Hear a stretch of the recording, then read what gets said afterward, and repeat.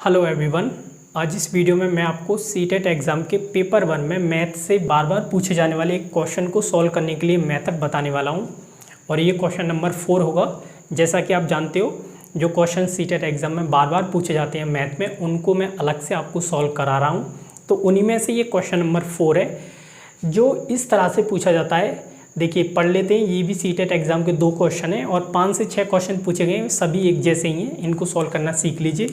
क्या बोला जाता है क्वेश्चन में, देखो 96 के सभी धनात्मक गुणनखंडों का योगफल। मतलब इसमें आपको एक संख्या दी जाएगी और उसके गुणनखंड जो होते हैं उनका योग आपसे पूछा जाएगा। सही है, वो आपको निकालना है। तो मैं आपको डायरेक्ट मेथड बताने वाला हूँ जिसके द्वारा आप बिना गुणनखंडों को निकाले ही उनका योग बता दोगे, और यही आपको करना है। इसमें कम भी टाइम लगेगा और सही आंसर आपका आएगा। तो चलिए सीख लीजिए।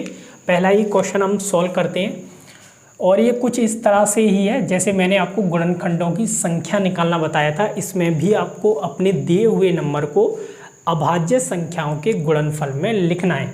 तो सबसे पहला काम आपको क्या करना है, जिस संख्या के गुणनखंडों का योग आपसे पूछा गया है उस संख्या को आपको अभाज्य संख्याओं के गुणनफल में लिखना है। तो चलिए 96 को लिखते हैं। देखो 96 को आप कैसे लिखोगे, 96 को हम लिख सकते हैं इसको हम लिख सकते हैं, अगर मोटा मोटा आप लिख लीजिए। पहले देखो, लिखने का तरीका मैं आपको बताता हूँ। पहले आप उन गुणनखंडों को लिख लीजिए जो आपके दिमाग में डायरेक्ट आते हैं। फिर आपको क्या करना है, बस उनको फिर ब्रेक कर लीजिए, उनको फिर तोड़ लीजिए अभाज्य संख्या में। जैसे मैंने लिख लिया 16 × 6 कितना होता है, 96 होता है। लेकिन मैंने कहा सभी संख्याएँ अभाज्य होनी चाहिए गुणनफल में, तो ये तो अभाज्य है नहीं, बट हम इसको लिख सकते हैं। तो देखिए 16 को हम कैसे लिख सकते हैं, 2 × 2 × 2 लिख सकते हैं। क्लियर है, सही है। और 6 को कैसे लिख सकते हैं, 2 × 3। तो देखिए सभी संख्याएं अब इसमें क्या है, अभाज्य संख्याएं हैं। बस एक और काम करना, अगर गुणनखंडों में गुणनफल में अगर कोई भी अभाज्य संख्या एक से अधिक बार आती है तो उसको इकट्ठा करके लिखना है, यानी उसकी सभी घातों को इकट्ठा करके लिखना है, जैसे यहाँ पर। और यही आपको करना है क्योंकि इसकी ज़रूरत पड़ती है हमें। जैसे यहाँ पर 2 कितने टाइम्स आ रहा है, 1 2 3 4 5, तो इसको हम कैसे लिखेंगे, 2⁵ और 3 अपना अकेला है तो 3 को ऐसा ही रहने दीजिए। तो फाइनल आपको इस तरह से अपने दिए हुए नंबर को लिखना है। सही है, ध्यान रखना गुणनफल में सभी अभाज्य संख्याएं होनी चाहिए। दूसरा, अगर कोई अभाज्य संख्या एक से अधिक बार आती है तो उसकी सभी घातों को इकट्ठा करके लिखना है, जैसे मैंने यहाँ पर लिख लिया। अब आपके गुणनखंडों का योग डायरेक्ट आएगा। तो देखिए कैसे आएगा योग, देखो सीख लीजिए। एक ही तरह से निकाले जाते हैं सभी संख्याओं के गुणनखंडों का योग। क्या करना है आपको, जो आपने गुणनफल लिखा है अभाज्य संख्या में, इनमें से पहली जो अभाज्य संख्या पड़ेगी इधर से उसको लेना है। तो हम ले लेते हैं। देखो हमारी क्या है, 2⁵ है, इसको ले लेना है। सही है, जो भी पड़े, हमारे यहाँ पर 2⁵ है, हमने 2⁵ ले ली। आपका जो भी नंबर हो और उसमें जो भी संख्या पड़े अभाज्य संख्या, उसको ले लेना है यहाँ पर, यहाँ से पहला। अब आपको क्या करना है, ये जो अभाज्य संख्या है इसकी पावर में जो नंबर लिखा हुआ है इसमें 1 ऐड करना है। अपनी तरफ से ध्यान देना। अब हम काम कर रहे हैं, क्या करना है, 1 ऐड करना है। फिर यहाँ से इस पूरे नंबर में से -1 करना है। ओके, 2 काम बताए मैंने। जो पावर में नंबर लिखा हुआ है जितना भी हो उसमें 1 ऐड करना है, और ये जो पूरा नंबर आया है इसमें से -1 करना है। और नीचे क्या करना है आपको, नीचे आपको ये जो नंबर लिखा हुआ होता है यहाँ पर अभाज्य जो नंबर है, अभाज्य जो संख्या होती है गुणनफल की, इसको लेना है और इसमें से 1 आपको घटाकर लिखना है। सही है। अब यही काम आपको आगे वाली सभी संख्याओं में करना है, जो भी अभाज्य संख्या हमारे गुणनफल में लिखी हुई है। अब क्या है, हमारा 3 है, तो 3 लेना है। 3 की पावर में देखो कितना है, जब कुछ भी नहीं है तो क्या होता है, 1 होता है। तो 1 हमारा है ही। अब इसमें मैंने क्या बताया आपको, 1 ऐड करना है, पूरे में से फिर -1 करना है, और नीचे आपको ये अभाज्य संख्या लेनी है और इसमें से -1। तो यही पैटर्न होगा अब सभी के लिए। मान लीजिए, और अगर हमारी अभाज्य संख्या होती तो यही हम काम करते, अभाज्य संख्या लेते, उसकी घात में 1 जोड़ते और पूरी में से 1 कर देते, घटा देते, नीचे से उस अभाज्य संख्या में से 1 सब्ट्रैक्ट कर देते। बस गुणा में यही काम करते रहना है। अब फिलहाल तो हमारे पास यहाँ पर 2 ही हैं, बस यहीं पर रुक जाते हैं। बस इसको सॉल्व कर लीजिए, आपका योगफल आ जाएगा। तो यहाँ पर 2⁵ ये 6 हो जाएगा, -1 नीचे देखिए 1 हो जाएगा, और ये 3 की पावर देखिए 2 हो जाएगा, -1 और नीचे 2।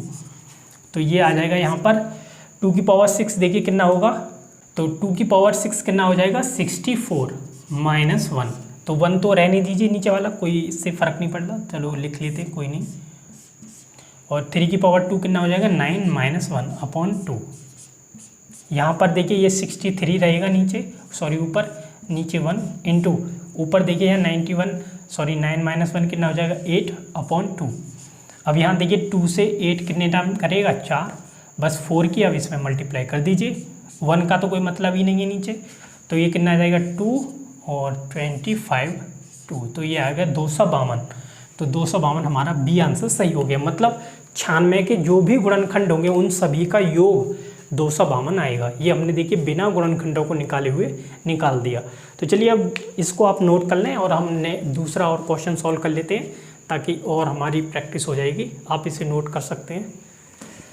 तो यही आपको काम करना है। और देखिए मैंने आपको एक वीडियो और दिया था जिसमें मैंने आपको गुणनखंडों की संख्या फाइंड करना बताया था, तो उसमें भी हम पहले नंबर को, जो नंबर दिया जाता है जिससे हम गुणनखंडों की संख्या निकालते थे, उसमें भी हम नंबर को क्या करते थे, अभाज्य संख्याओं के गुणनफल में लिखते थे। बस आगे का प्रोसीजर आपको पता है क्या करना होता है। चलिए अब इसे करते हैं। 210 के बताने हैं, तो 210 को लीजिए और 210 के क्या करना है आपको, फैक्टर करने हैं, गुणनखंड करने हैं, और वे सभी फैक्टर क्या होनी चाहिए, वे सभी गुणनखंड अभाज्य संख्या होनी चाहिए।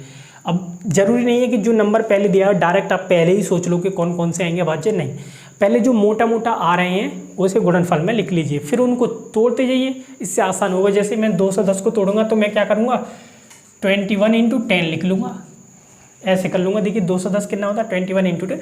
अब इनको मैं तोड़ता जाऊँगा क्योंकि इनको करना सिंपल पड़ेगा मुझे। 21 को मैं कैसे लिख सकता हूँ, 3 × 7, और 10 को 2 × 5। तो ये पैटर्न फॉलो करना, डायरेक्ट ही मत सोचना कि 210 दिया है तो इसे हम अभाज्य संख्या कौन कौन सी होंगी जिसे गुणनफल में लिखे, नहीं, पहले मोटी मोटी संख्या जो भी याद आए उसमें लिख लेना, फिर बाकियों को ब्रेक करते चलना।